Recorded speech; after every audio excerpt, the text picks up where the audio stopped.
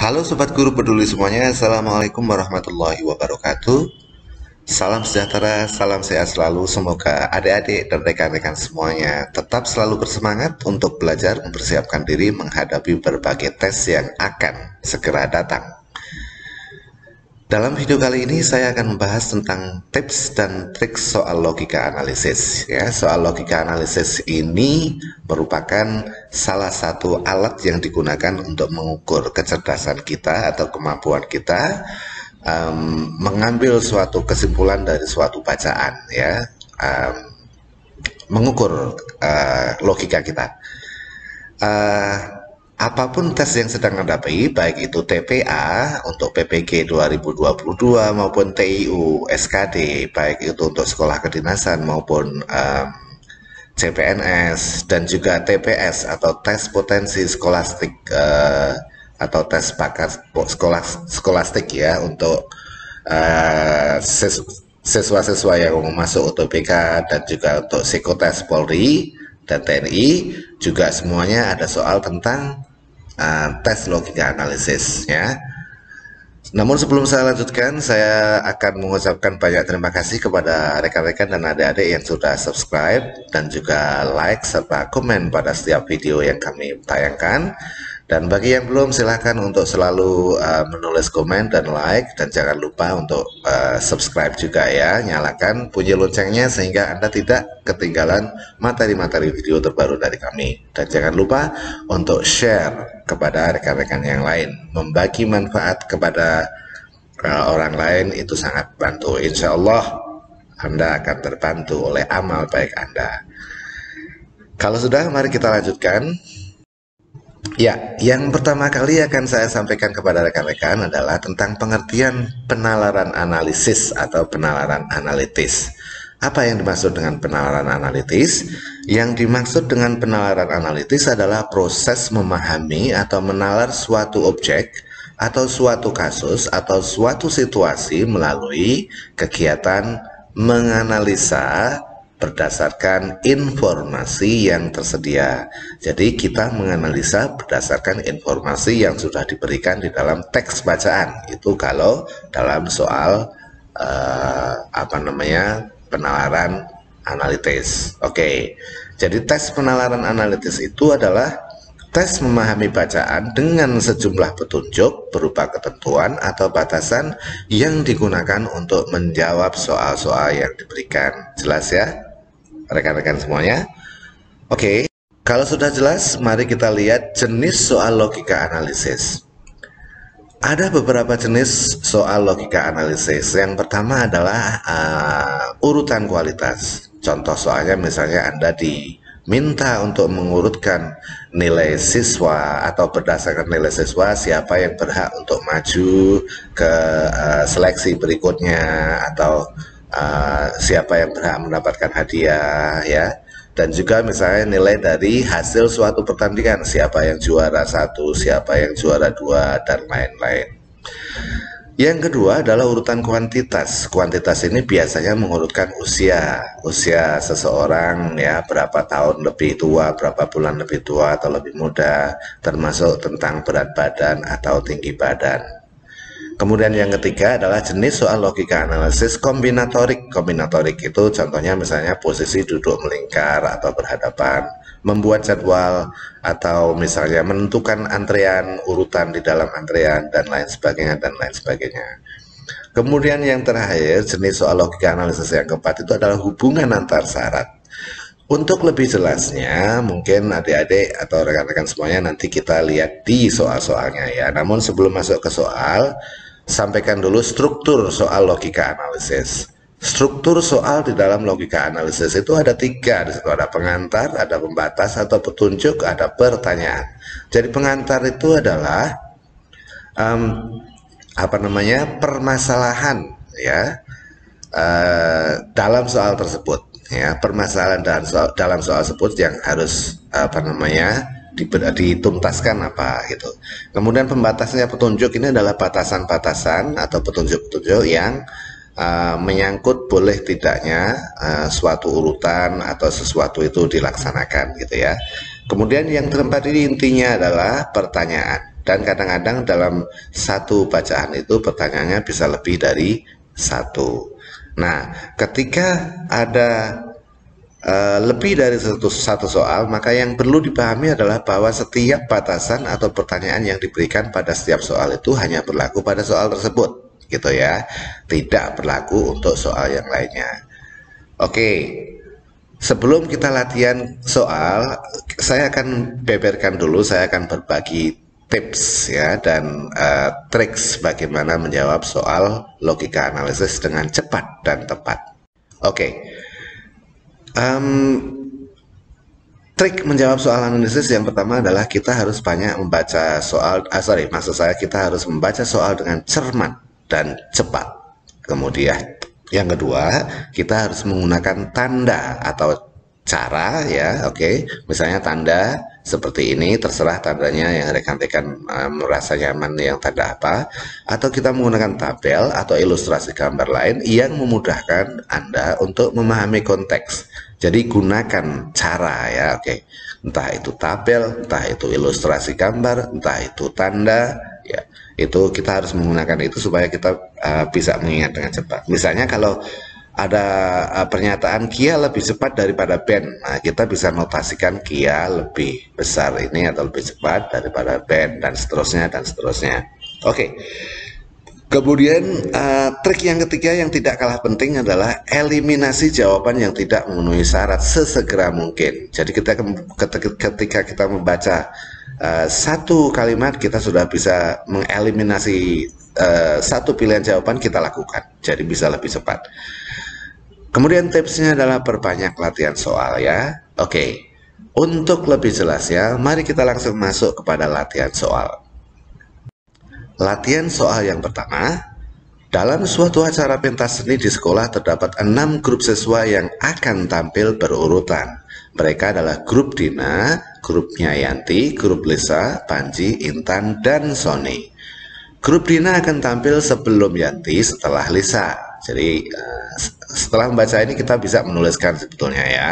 Misalnya ini apa? Jadi Dina tadi, sebentar ya.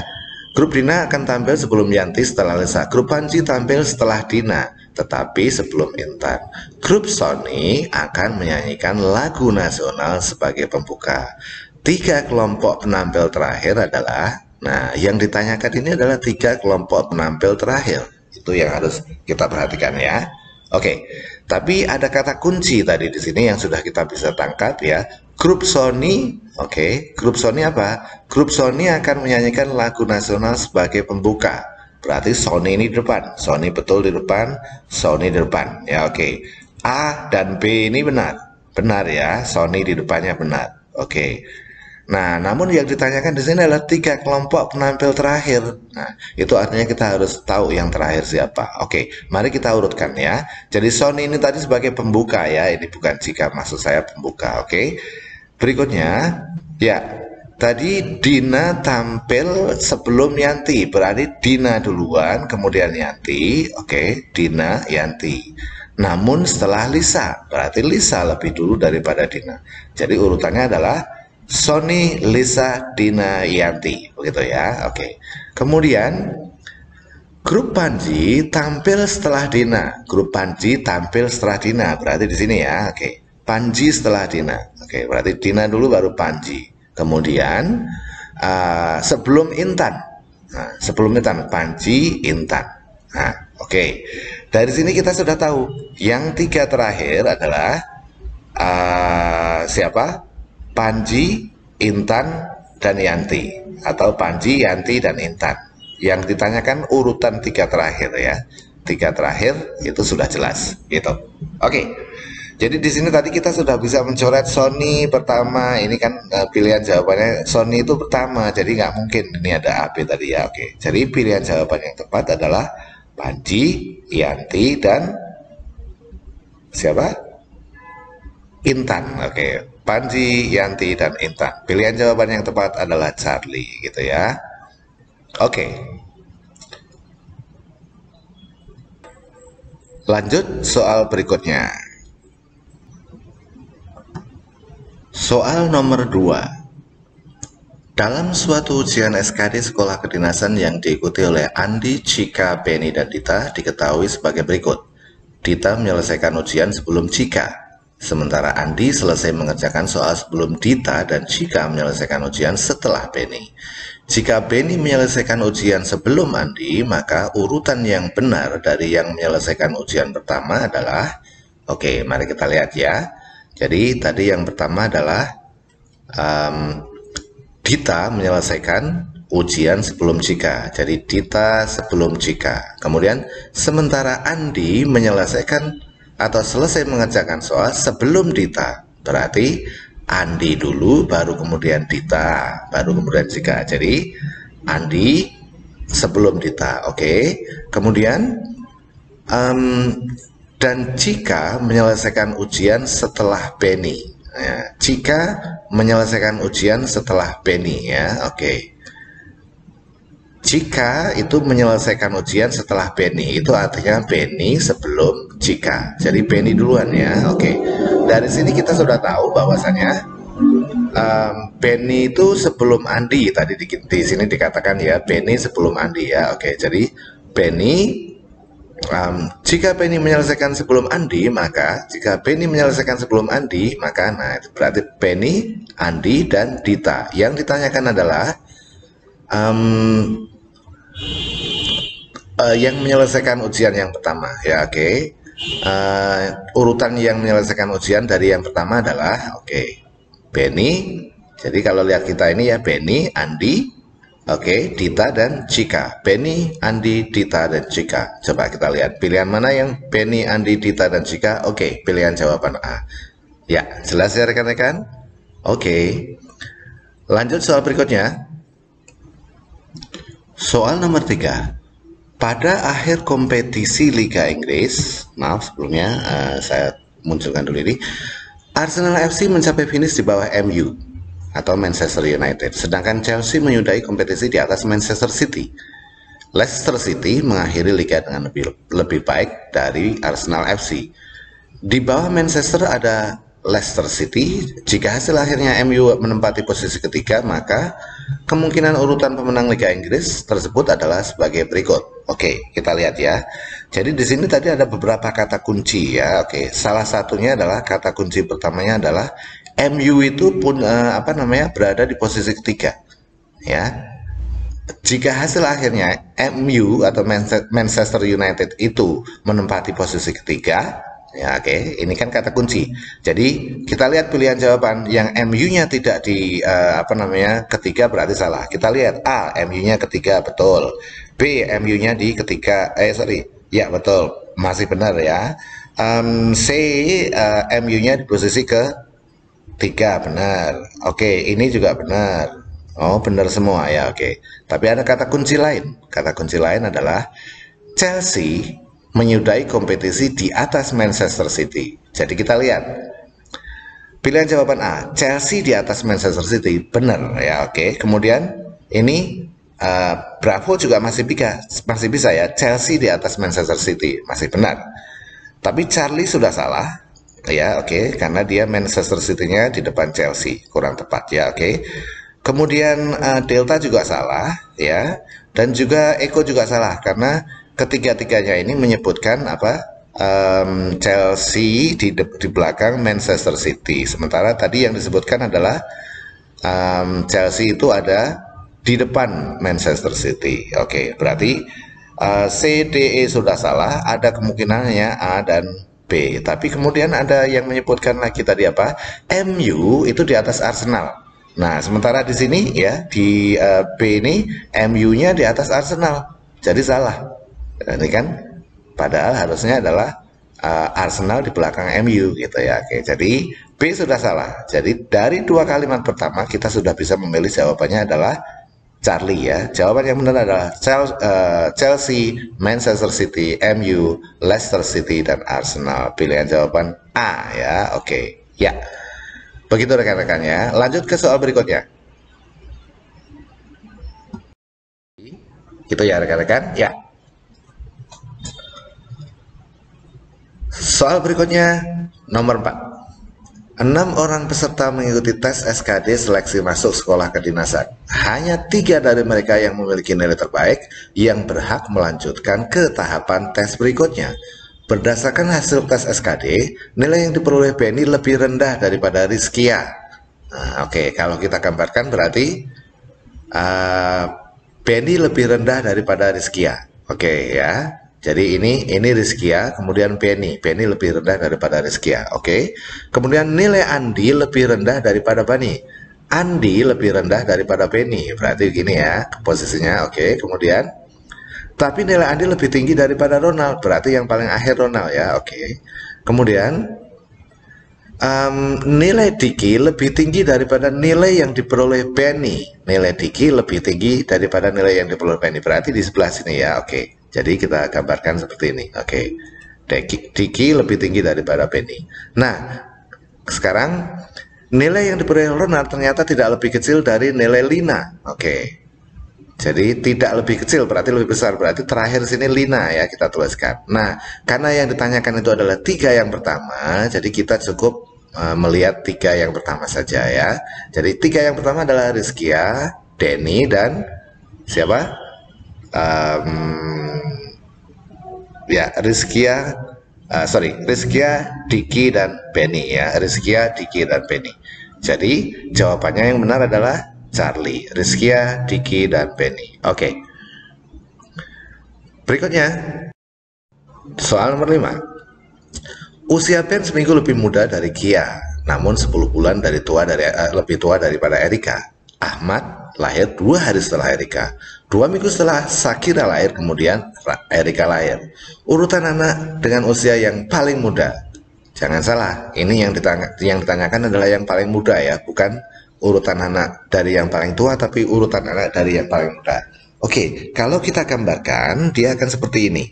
Ya, jadi Kia 7 hari lebih tua daripada Ben. Kemudian tadi ada lagi Ben 10 bulan lebih tua daripada Erika, gitu ya. Ini tadi Ben 10 bulan lebih tua daripada Erika. Oke. Kemudian Erika itu 2 hari lebih tua daripada Ahmad. Mana? Ahmad lahir 2 hari setelah Erika. Berarti Erika itu lahir sebelum Ahmad ya. Oke. Ya, Erika dulu baru kemudian 2 hari kemudian Ahmad lahir. Kemudian Sakira lahir kemudian 2 minggu setelah Sakira, kemudian Erika lahir ya. Jadi 2 minggu setelah Sakira, berarti Sakira duluan ya, Sakira duluan, kemudian baru Erika lahir. Oke. Nah, susunannya seperti ini. Nah, kalau kita susun dari yang paling tua itu adalah Kia, kemudian Ben, kemudian sekarang yang ditanyakan adalah yang paling muda. Yang paling muda siapa? Ahmad ya. Ahmad ini paling muda. Kemudian siapa?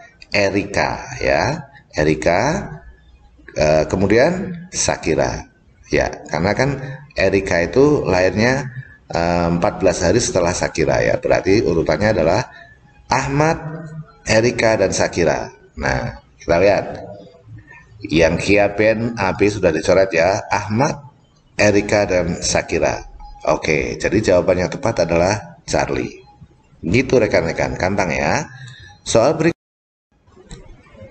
nomor 6. Deretan tempat duduk untuk ujian praktek di laboratorium bahasa diatur berdasarkan nomor induk. Eni tidak bersebelahan dengan Mary dan Anggun. Eni tidak bersebelahan dengan Mary dan Anggun, berarti dia jauh. Dita bersebelahan dengan Anggun. Sebetulnya dari sini kita sudah bisa mencoret ya tadi ya. Oke. Kemudian tapi kita lanjutkan dulu ya. Eni dekat dengan Vivi dan Vivi dekat dengan Dita. Mary di dekat Yana dan Yana bersebelahan dengan Eni. Anggun berada di paling ujung atau paling belakang. Urutan tempat duduk siswi-siswi tersebut yang benar adalah kita lihat. Kita bisa mencoret yang belakangnya bukan Anggun. Jadi E sudah bisa kita coret. Oke. Kemudian tadi di sini disebutkan Dita bersebelahan dengan Anggun. Berarti bersebelahan dengan Anggun berarti sebelahnya harus Dita. Nah, berarti Anggun Dita. Ini ya, Alfa masuk. Kemudian Bravo sudah tidak masuk. Kemudian Charlie juga sudah tidak masuk, dan juga ini tadi Eko sudah nggak masuk. Jadi masih ada alfa dan delta yang bisa masuk. Oke, kenapa Dita dan Anggun bersebelahan? Nah, sekarang berikutnya, oh ini Vivi, Dita, dan Anggun juga sama. Yang membedakan antara A dan C itu adalah antara Yana dan Vivi dan Eni dan Vivi. Kita lihat tadi ya. Eni dekat Vivi dan Vivi dekat Dita. Oh, Vivi yang dekat Dita ternyata ya. Berarti Vivi dekat Dita dan Eni dekat Vivi. Oke, berarti Eni bukan Yana. Jadi jawaban yang tepat adalah delta ya. Oke. Ya, kalau kita gambarkan seperti ini tadi. Oke.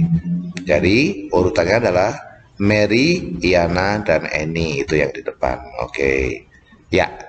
Begitu rekan-rekan cara menjawab soal-soal logika analisis ya. Kita harus menggunakan cara ya. Dan jangan lupa untuk sesegera mungkin mengeliminasi jawaban-jawaban yang sudah istilahnya tidak tepat dengan syarat atau batasan-batasan yang disebutkan di dalam soal. Oke. Semoga bermanfaat buat rekan-rekan semuanya. Doa kami selalu untuk kalian semua mudah-mudahan berhasil dan lolos di tahun ini ya. Salam sukses selalu. Jangan lupa untuk klik like dan tuliskan komen serta subscribe ya dan share kepada teman yang lain. Wabillahi taufiq wal hidayah. Wassalamualaikum warahmatullahi wabarakatuh. Jumpa lagi di video berikutnya.